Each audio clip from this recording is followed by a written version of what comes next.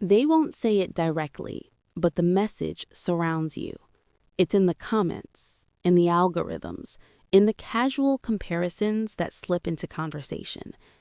If you didn't make it by 30, you probably won't. They call it realism. They call it being practical. But underneath, it's quiet judgment.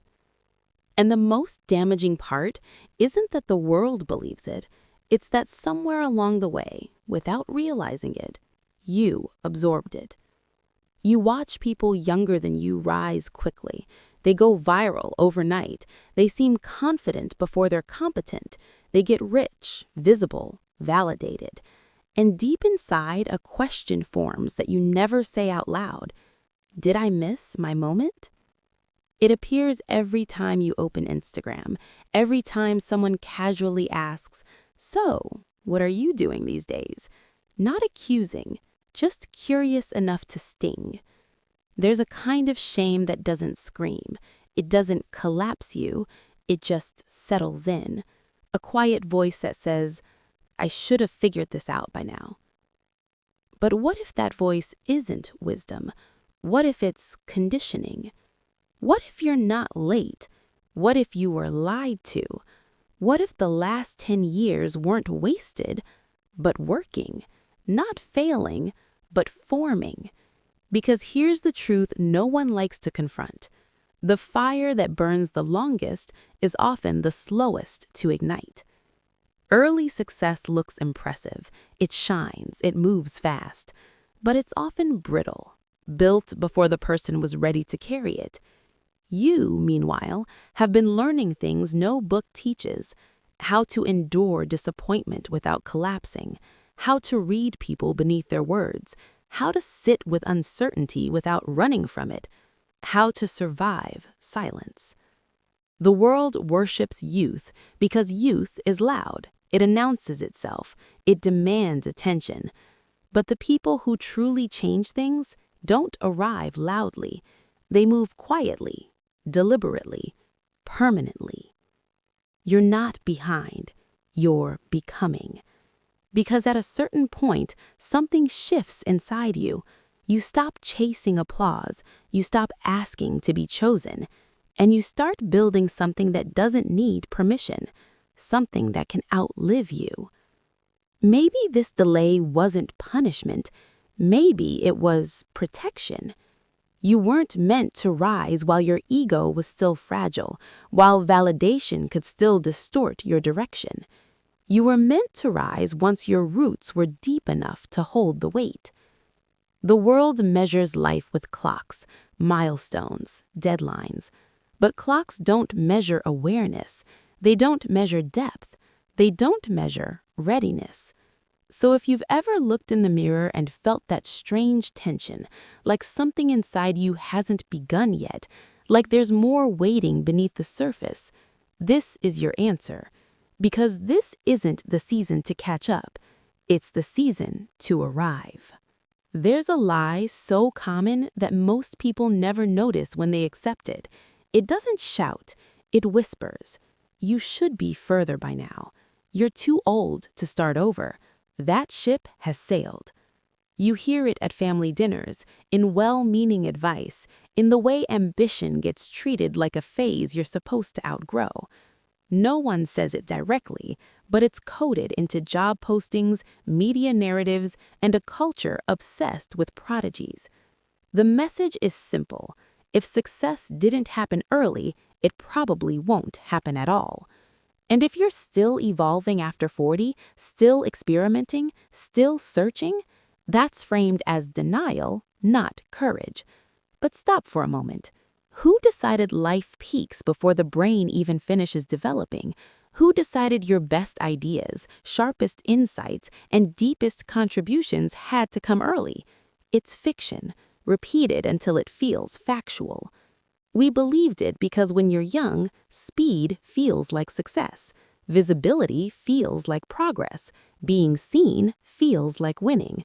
So we ran, not toward purpose, but toward borrowed timelines, not building, but comparing. That wasn't ambition.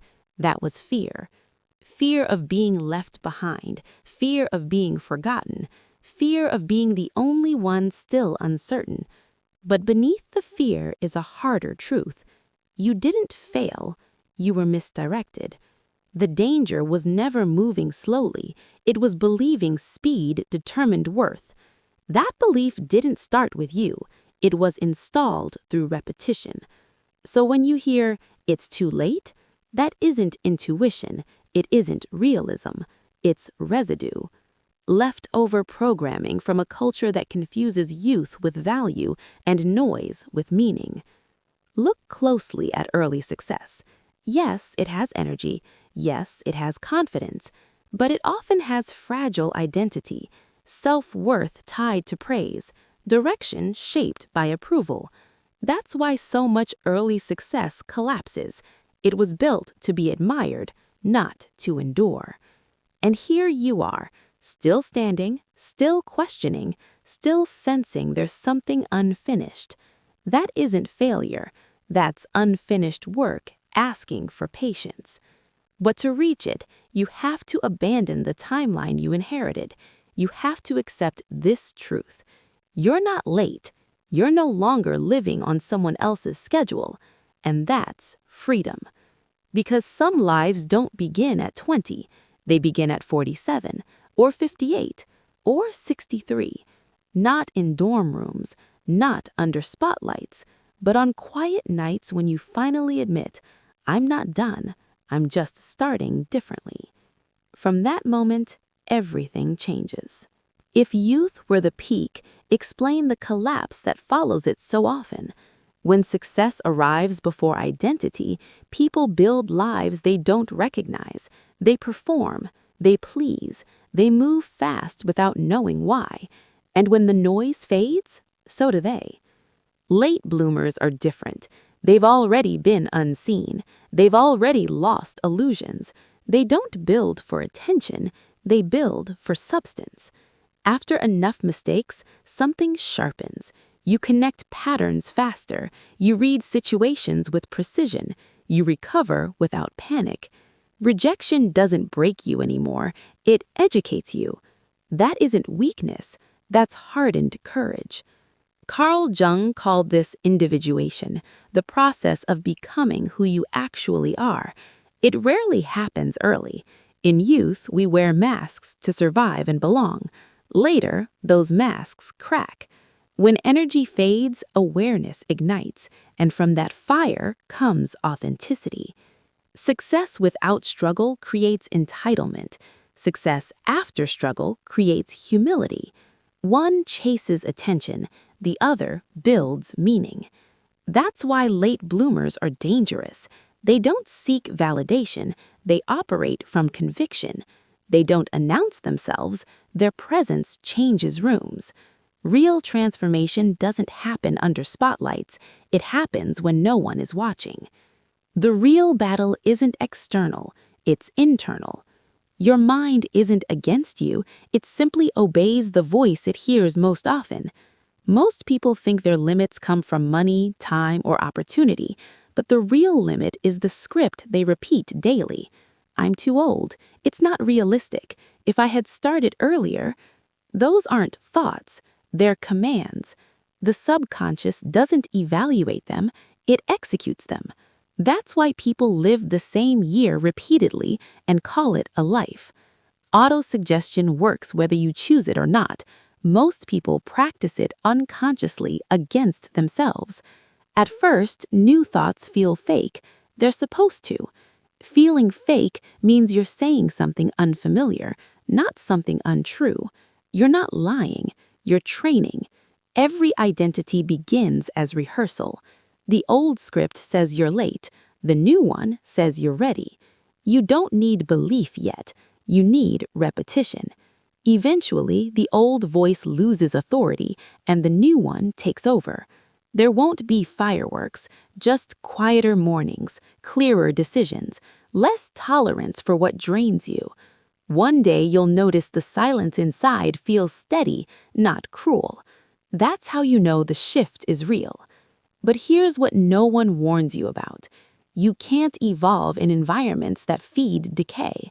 Willpower loses to atmosphere every time. Limiting conversations don't look toxic, they look familiar, comfortable, reasonable. At our age, be realistic. Those phrases shape identity. You don't need to disappear, but you do need to guard what you allow in. Boundaries aren't cruelty, they're survival. You're not responsible for carrying other people's resignation. Nostalgia is especially dangerous. It feels warm, but it anchors you to a version of yourself that no longer exists. You don't miss the past. You miss the part of you that believed without hesitation. That version was naive, not superior.